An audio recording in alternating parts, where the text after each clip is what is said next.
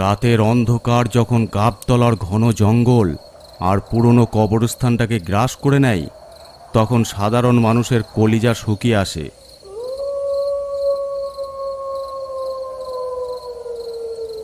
কিন্তু রহমতের কাছে এই অন্ধকারই এখন বেঁচে থাকার অবলম্বন। রহমত আলীর বয়স প্রায় 50 ছুঁই ছুঁই, শক্তপোক্ত গড়ন, কিন্তু কপালে চিন্তার ভাঁজ। অভাবের তাড়নায় সে আজ এই গ্রামের বড় গোরস্থানের পাহারাদারের কাজ নিয়েছে।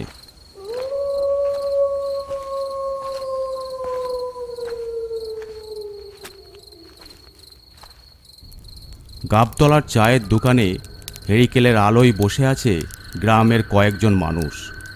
রহমত আলী অসহায়ভাবে মাথা নিচু করে বসে আছে। অভাবের সংসার, একমাত্র মেয়ের বিয়ে দিতে হবে, তাই এই ভয়ঙ্কর কাজটা নিতে সে বাধ্য হয়েছে। রহমত, তুই জেনে শুনেই বিষ খাচ্ছিস। গাবতলার ওই কবরস্থান সাধারণ কবরস্থান নয়, ওটা একটা জ্যান্ত জায়গা। রাতের আঁধারে অনেক কিছুই জেগে ওঠে ওখানে। শেখ সাহেব, পেটের জ্বালা বড় জ্বালা। মরা মানুষকে ভয় পেয়ে লাভ নেই, জ্যান্ত অভাবী তো আমাকে মেরে ফেলছে। সোলেমান দোকানের কোণ থেকে খিক খিক করে হেসে ওঠে।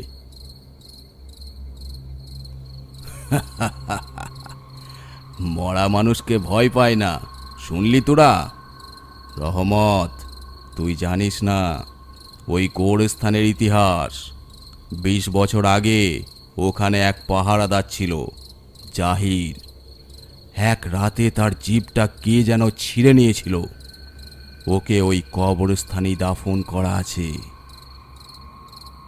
চাচা, এসব পুরনো কথা বাদ দেন, আমাকে বলেন আমার দায়িত্ব কি? তোর দায়িত্ব হলো নতুন কবরগুলো পাহারা দেওয়া। ইদানিং লাশ চুরি হচ্ছে। যারা লাশ চুরি করছে তারা মানুষ না, তারা জাদু টোনার লোক। তুই শুধু এই লাঠি আর টর্চটা রাখ। আর শোন, রাত 12টার পর যদি কেউ কবরস্থানের ভেতর কাঁদে, ভুলেও তার চোখের দিকে তাকাবি না। এরপর রহমত হাতে হেরিকেন নিয়ে কবরস্থানের দিকে এগিয়ে যায়। এই দিকটা নিস্তব্ধ, নিঝুম, মানুষজন কেউ যায় না, কিন্তু রহমত এগিয়ে চলল সেই দিকে।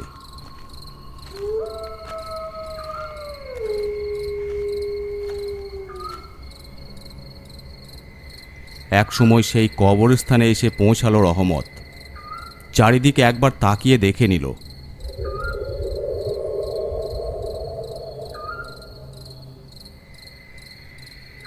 সব তো ঠিকই আছে, এখন ঘরে একটু বিশ্রাম নিই, রাতের দিকে একবার টহল দেব। রহমত টিনের ঘরের ভেতর ঢুকে পড়ল, দরজা লাগিয়ে লম্বা হয়ে শুয়ে পড়ল। একা একটা গোরস্থানে আছে, এটা ভাবতেই তার গা একটু ছমছম করে উঠল। কিন্তু সে তেমন পাত্তা দিল না। শুয়ে থাকতে থাকতে সন্ধ্যা রাতেই ঘুমিয়ে পড়ল রহমত।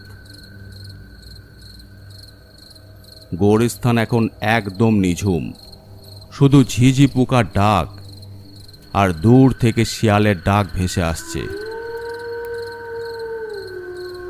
রাত তখন 11টা। রহমতের হঠাৎ ঘুমটা ভেঙে যায়। উঠে বসে রহমত। বাইরে বাতাসের শোঁ শোঁ শব্দ। পুরনো বটগাছের ডালপাল্লা যেন কঙ্কালের হাতের মতো নড়াচড়া করছে। আচমকা ঘুম ভেঙে যাওয়াতে রহমতের গাটা কেমন ছমছম করছে। না, ভয় পাওয়া চলবে না। রহমত, তুই মরদ মানুষ, সূরা কালাম পড়, সব ঠিক হয়ে যাবে। হঠাৎ টিনের চালে ধপ করে একটা শব্দ হলো। মনে হলো ওপর থেকে ভারী কিছু পড়ল। হ্যাঁ, কিসের আওয়াজ হলো? টর্চ জ্বালিয়ে ওপরে আলো ফেলল। কিছুই বুঝতে পারল না। না, ও হয়তো কোনো ধেড়ে ইঁদুর হবে। একবার কবরস্থানটা টহল দিয়ে আসি, এই জন্যই তো আমাকে রাখা হয়েছে। ভয় পেলে চলবে না। টর্চ হাতে নিয়ে রহমত ঘর থেকে বেরিয়ে পড়ল। হাতে লাঠিটাও নিল। তারপর এগিয়ে চলল কবরস্থানের ভেতরের দিকে। চারিদিকে টর্চ মেরে দেখতে লাগলো।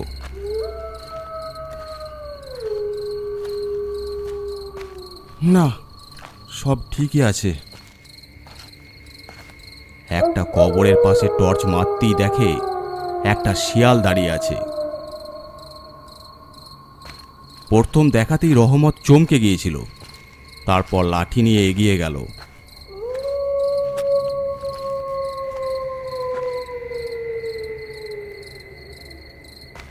যা এখান থেকে, হুশ! মারবো দেখবি লাঠির বাড়ি। শিয়ালটা লাঠি দেখে ভয়ে পালিয়ে গেল। তখনই সে শুনতে পেল বাইরে থেকে কেউ তার নাম ধরে ডাকছে, রহমত, ও রহমত, আমাকে একটু পানি দিবি? বড্ড তেষ্টা পেয়েছে। রহমত চমকে উঠল। হ্যাঁ, এই কবরস্থানে এত রাতে কার তেষ্টা পাবে? সে ঘর থেকে বেরিয়ে টর্চ মারল, কিন্তু ঝোপঝাড় ছাড়া কিছুই দেখতে পেল না।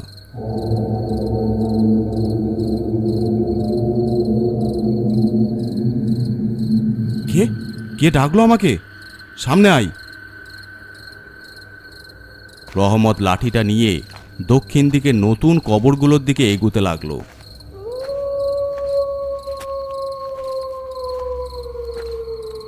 হঠাৎ দেখল একটা ছায়া মূর্তি কবরের পাশে বসে আছে। রহমতের গাটা ছমছম করে উঠল। কি ব্যাপার? এত রাতে কে ওখানে বসে আছে? তবে কি কোনো চোর ঢুকেছে? রহমত কাছে গিয়ে দেখল একটা তরুণী মেয়ে, পরনে শাড়ি। এত রাতে কবরস্থানে মেয়ে মানুষ দেখে রহমত অবাক হয়ে গেল। মা, কে তুমি? এত রাতে এখানে কি করছো? বাড়ি যাও। আমার বাড়ি তো এখানেই চাচা। এই যে পায়ের নিচে দেখছেন শীতল মাটি, এটাই আমার বিছানা। রহমতের শিরদাঁড়া দিয়ে একটা ঠান্ডা স্রোত বয়ে গেল। কিন্তু মা, তোমাকে ঠিক চিনতে পারলাম না। চাচা, আমাকে চিনতে পারলেন না? এই গ্রামেরই মেয়ে আমি। গত বছর ঠিক ফাল্গুন মাসের এক রাতেই আমার বিয়ে হওয়ার কথা ছিল। গত বছর বিয়ে হওয়ার কথা ছিল? কিন্তু মা, তুমি তো এখন...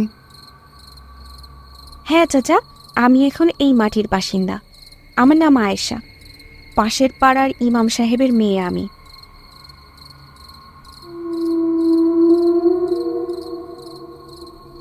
বিয়ের দিন রাতে যখন যাচ্ছিলাম, তখন একদল ডাকাত আমাদের পথ আটকায়। আমার গা ভর্তি গয়না ছিল। ওই ডাকাতরাই কি কালামানিকের দল ছিল? হ্যাঁ চাচা, মানিকই আমাকে নিজে হাতে শ্বাসরোধ করে মেরেছিল বটতলায়। তারপর আমাকে এই গোরস্থানে কোনো মতে মাটি চাপা দিয়ে পালিয়ে যায়।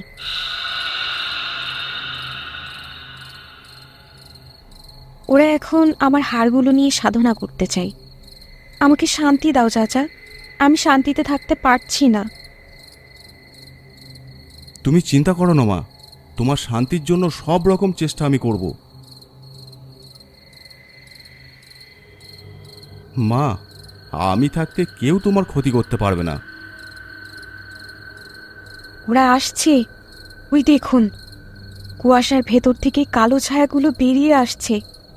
সাবধান চাচা, আজ ওরা শুধু লাশ নিবে না, ওরা আপনার কলিজাটাও নেবার চেষ্টা করবে। রহমত দেখল ৩-৪ জন লোক মুখে কালো কাপড় বেঁধে গোরস্থানে ঢুকছে। তাদের নেতৃত্ব দিচ্ছে কালা মানিক। মানিকের হাতে একটা ধারালো তরোয়াল।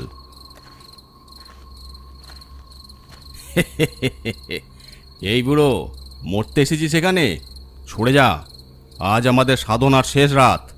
আমাদের একটা কুমারী মেয়ের মাথার খুলি আর টাটকা মানুষের হৃৎপিণ্ড লাগবে। খবরদার, এক পাও এগুবি না। মরা মানুষের সম্মান নষ্ট করতে তোদের লজ্জা করে না? আমাদের কাজই হলো শয়তানের সেবা করা। ধর ওকে, টাটকা মানুষের হৃৎপিণ্ড ওর কাছ থেকেই নেব।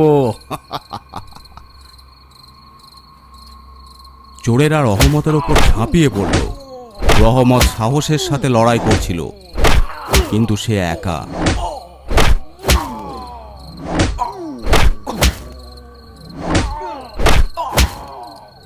হঠাৎ এক চোর তার পিঠে কোদাল দিয়ে আঘাত করল।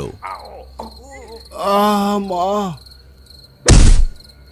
কেউ বাঁচাও, বাঁচাও!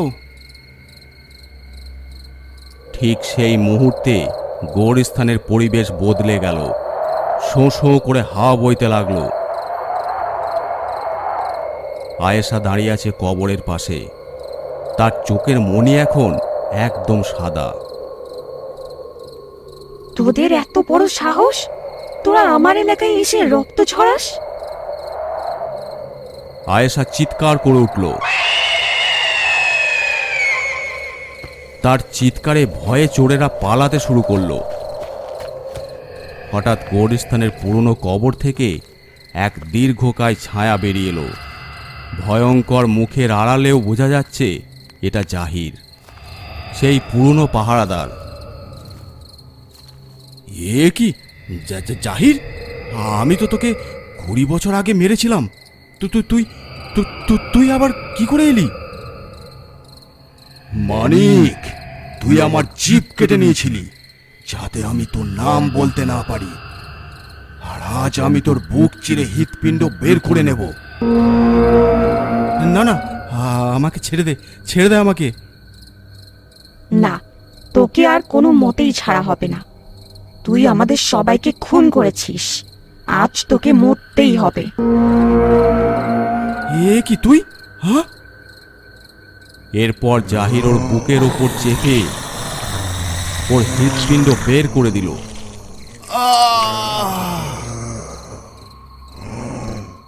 বিভৎস দৃশ্য দেখে রহমত জ্ঞান হারালো। তারপর তাকে টেনে মাটির নিচে নিয়ে চলে গেল। রহমত যখন চোখ মেলল তখন সকাল। সে দেখল করিম শেখ তার পাশে দাঁড়িয়ে। রহমত, কি হয়েছে তোর? রহমত? শেখ সাহেব, আয়েশা, জাহির, ওরা আমাকে বাঁচিয়েছে। তারপর যা যা হয়েছে সব খুলে বলল। সত্যি অবাক করা বিষয়, 20 বছর ধরে আমরা খুঁজছিলাম জাহিরকে কে মেরেছে, আর আজ জাহির নিজেই তার বদলা নিল, সঙ্গে আয়েশাও বদলা নিল। এরপর রহমত আলী গোরস্থানের কাজ ছেড়ে দিল। রহমত এখন রাতে শান্তিতে ঘুমায়। এমনই এক রাতে আয়েশা তার জানলার পাশে দাঁড়িয়ে। চাচা, এখন আর চিন্তা নেই। আমি আর জহির চাচা এখন এই গোরস্থানের আসল পাহারাদার। রহমত বুঝতে পারল সব আত্মা ক্ষতিকর নয়। কিছু আত্মা অন্যায়ের বিচার করার জন্য অনন্তকাল জেগে থাকে।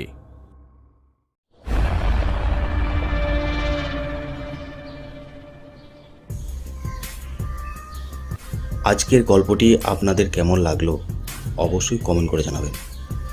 আর যদি ভালো লেগে থাকে অবশ্যই চ্যানেলটি সাবস্ক্রাইব করে দেবেন। আর আপনারা যারা গল্প পাঠাতে চান আমাদের ফেসবুক পেজে ইনবক্স করে পাঠাতে পারেন, অথবা আমাদেরকে মেল করতে পারেন। এছাড়াও আমাদের ইনস্টাগ্রাম আইডি আছে, আপনারা ফলো করে নিতে পারেন। সব কিছুর লিঙ্ক ডিসক্রিপশন বক্সে দেওয়া আছে।